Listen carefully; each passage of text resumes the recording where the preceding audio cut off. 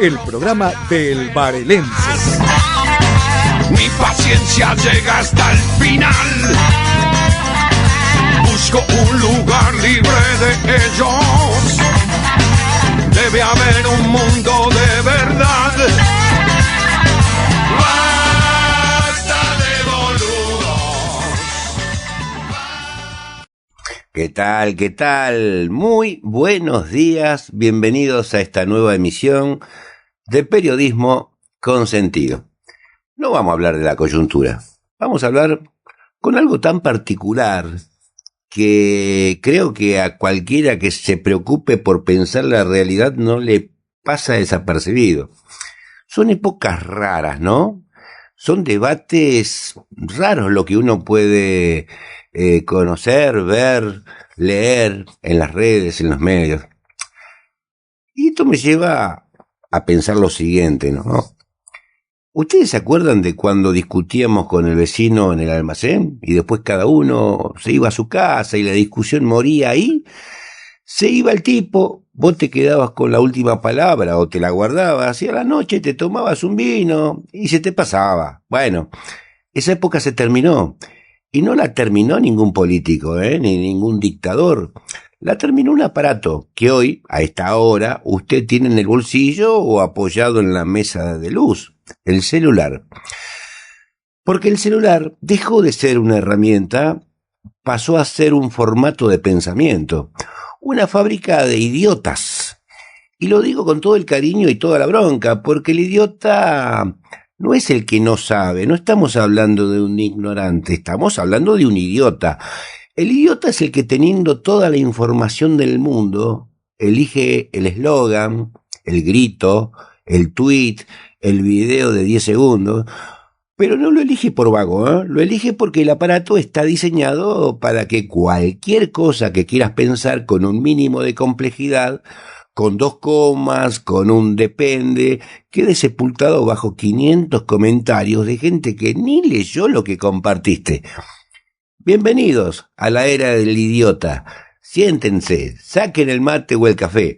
Vamos a hablar de ustedes, de mí, de por qué la política se volvió un stream de peleas, puro puterío, y por qué la extrema derecha, que parece a esta altura una broma de mal gusto, sobre todo cuando uno los escucha y no puede creer la credibilidad que tienen en amplios sectores, ganó tanto terreno sin tener un solo programa de gobierno que se pueda leer de corrido.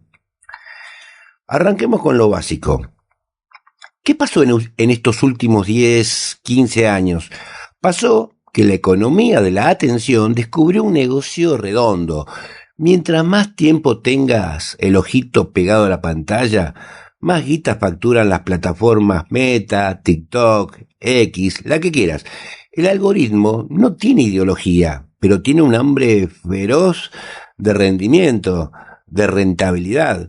Y adivinen qué genera más rentabilidad. Un análisis inteligente sobre el déficit fiscal, un artículo de 50 páginas sobre la reforma laboral. No, lo que explota con la indignación. El odio, la bronca, el chisme, el video del diputado puteando a otro, el archivo vergonzoso, la chicana de 3 segundos que se vuelve meme, el MIT, que no es cualquier instituto, el Massachusetts Institute of Technology, hizo un estudio hace unos años y encontró que las noticias falsas se propagan 6 veces más rápido que las verdaderas. ¿Por qué? Porque la mentira apela a las tripas. La verdad pide paciencia, lectura, chequear datos. Eso no se vende. No vende. Eso no da clics. Así que el algoritmo, sin mala intención, sin un plan maligno, no es un algoritmo de derecha, empuja hacia lo más berreta, lo más extremo, lo más violento, porque la bronca engancha, la ternura también, el gatito, el perrito abandonado, pero menos, el consenso es aburrido para el algoritmo. Y acá viene el primer gran truco. Nosotros creemos que elegimos qué mirar. Mentira. El algoritmo nos encierra en burbujas. A usted, que le gusta escuchar bachata, le va a mostrar más bachata. A usted, que le asoma una simpatía por una idea medio rara, el algoritmo le va a mostrar la versión cada vez más radicalizada y extrema de esa idea. Empieza con un video de un tipo que se queja de los impuestos y 2 semanas después está mirando a un energúmeno diciendo que hay que cerrar el Congreso a los tiros o quemar el Banco Central. ¿Y por qué? Porque ese contenido extremo le va a activar más alerta, más adrenalina, más comentarios. Es la madriguera del conejo, como la llaman los yanquis. Nosotros le decimos entrar al tuitear a las 2 de la mañana y salir queriendo matar a medio mundo. ¿No le pasa a usted? Yo entro en X, por ejemplo, y cuando salgo odio a la humanidad entera. Ahora, un tipo muy inteligente que se llamaba Antonio Gramsci, ya en los años 30 del siglo pasado les explicó a sus compañeros de la cárcel cómo funcionaba el poder de verdad. El poder no es solamente policías y patrulleros, El poder es sobre todo cultural, es construir lo que Gramsci llamaba sentido común, ese montón de ideas que damos por naturales, tan naturales como respirar. Por ejemplo, el pobre es pobre porque quiere.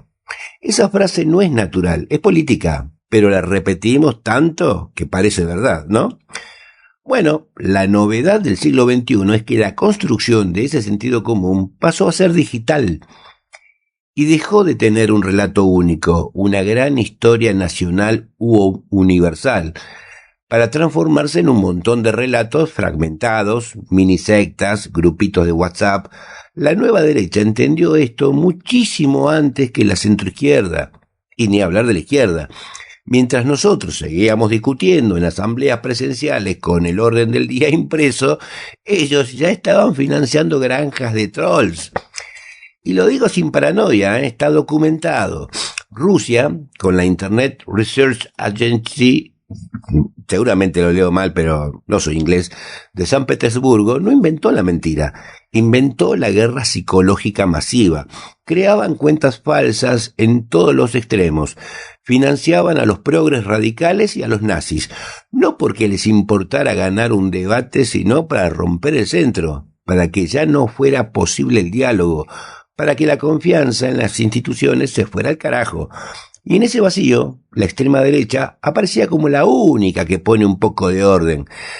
¿Se acuerdan de Bolsonaro? Bueno, las universidades de Brasil mapearon cómo cuadrillas de mensajeros pagos inyectaban pánico en las iglesias evangélicas, cómo mandaban cadenas a los comerciantes con el miedo al comunismo, cómo todo eso se coordinaba sin que un humano moviera los hilos, sino algoritmos y bases de datos.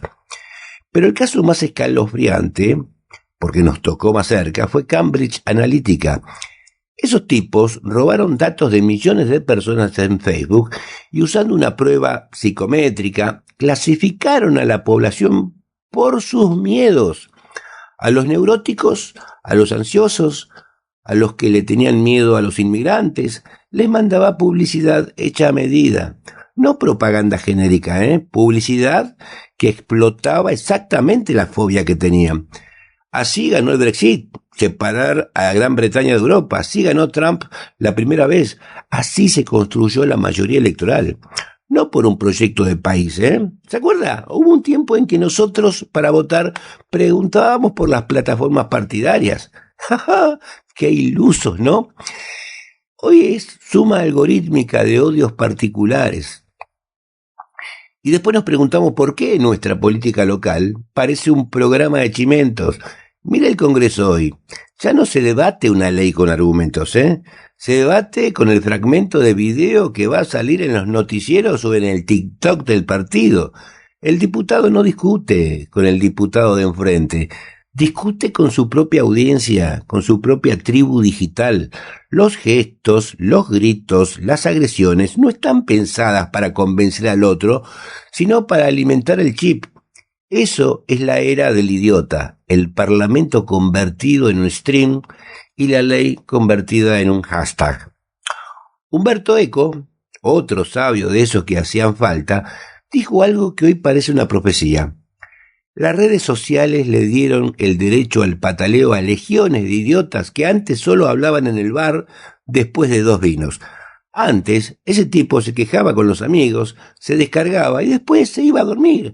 Ahora su queja tiene el mismo peso algorítmico que el análisis de un científico, porque el algoritmo no distingue. El algoritmo quiere bronca, quiere quilombo, no verdad. Y acá voy a decir algo que puede sonar duro. La izquierda, el progresismo, la centroizquierda, no supo leer esta cancha, ¿eh? Seguimos pensando que con un buen documento, con una estadística precisa, con una editorial de fondo, íbamos a ganar el debate.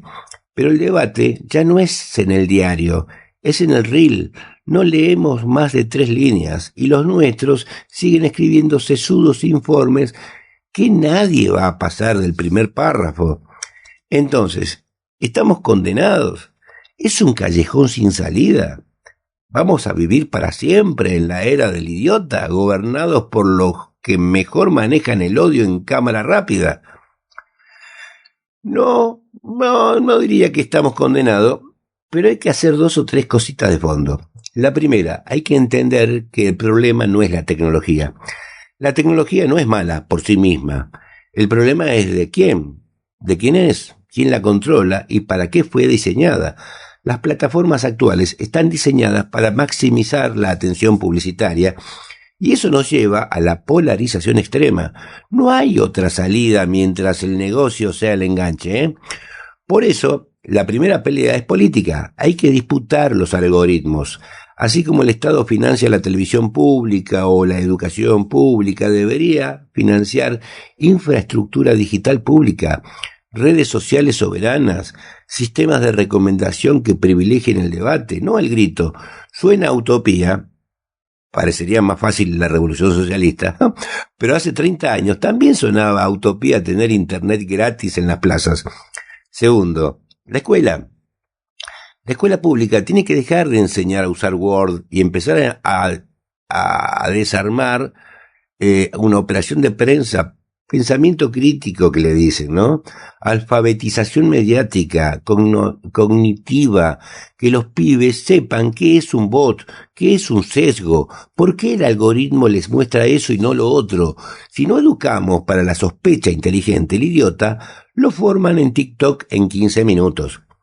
Y tercero, y creo que esto es lo más importante, por lo menos para mí, la batalla por el buen sentido. Gramsci decía que al lado del sentido común, ese montón de ideas heredadas sin pensar, existe lo que él llama buen sentido, la capacidad de la gente común de entender su propia realidad cuando se la explicas con claridad, con respeto, sin soberbia, el papel del militante, diría uno, ¿no? El buen sentido no se opone a la emoción, pero la cruza con razón.